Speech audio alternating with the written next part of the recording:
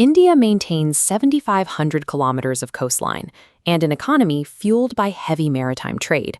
Yet, despite this massive geographical footprint, the country currently builds less than 1% of the world's ships. Look at this chart of global shipbuilding output. China, South Korea, and Japan control over 90% of the commercial market. They spent decades building integrated supply chains and aggressive export financing, leaving India as a distant observer. But a unique window is opening. The International Maritime Organization is enforcing strict new decarbonization targets.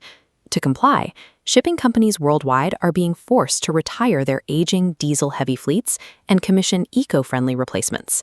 Instead of trying to catch up in the dying market of traditional diesel ships, New Delhi is deploying a 69,725 crore rupee package to skip a generation. India is aiming to leapfrog directly into building next-generation green ships. To make this leap, the government has to artificially lower the heavy capital costs of adopting unproven technologies. They are doing this through the revamped Shipbuilding Financial Assistance Scheme, or SBFAS, which ties financial aid directly to a vessel's environmental impact. This graph shows exactly how those incentives break down. Standard vessels receive a 15% subsidy. That assistance jumps to 20% for ships fitted with fully electric or hybrid propulsion.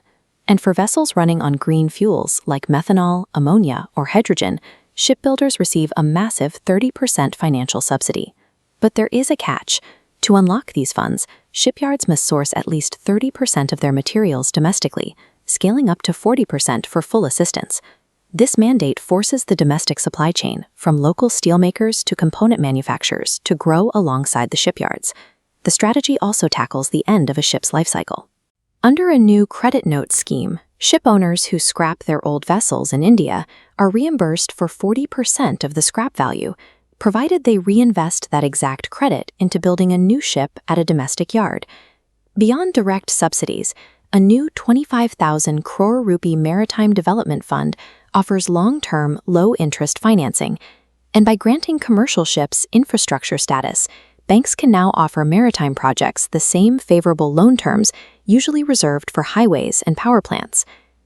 These financial levers are highly specific. They penalize reliance on imported, legacy diesel shipbuilding while aggressively funding a circular, eco-friendly domestic ecosystem. The industrial players executing this strategy are split into two camps. First are the state-owned legacy shipyards like Cochin Shipyard Limited, or CSL, which have historically anchored India's defense needs, culminating in the construction of the country's first indigenous aircraft carrier.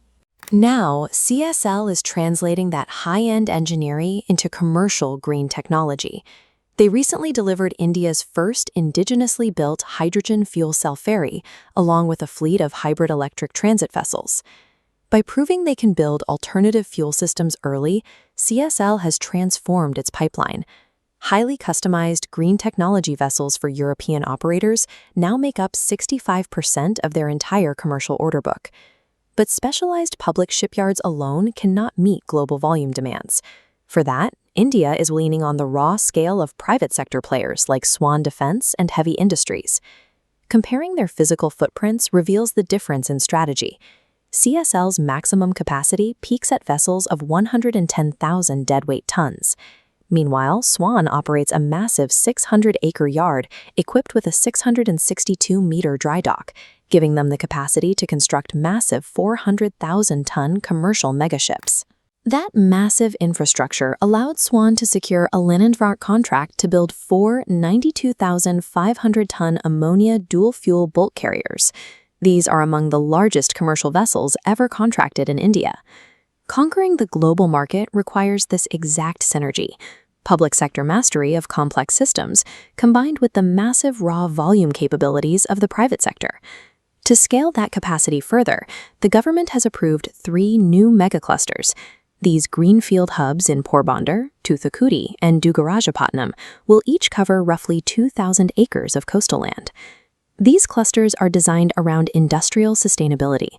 By co-locating the shipyard itself alongside steel suppliers and component manufacturers on a single site, builders can slash the logistics-related carbon emissions that come from hauling heavy machinery across the country.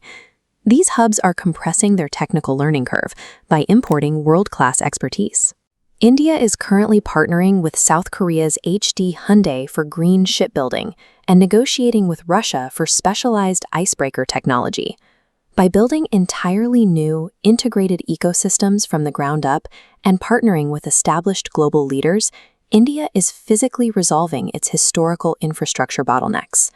Tiered green subsidies, mandated circular shipbreaking, and the physical fusion of public engineering and private mega-yards are merging into a highly cohesive export machine.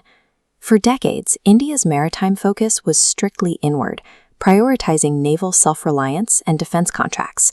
This master plan shifts that focus entirely, pivoting toward aggressive competition in the commercial shipping market. By heavily subsidizing the construction of hydrogen, methanol, and ammonia ships today, India is executing a calculated bet. When the global shipping industry is finally forced to complete its green transition, a significant portion of that new, sustainable fleet will be made in India.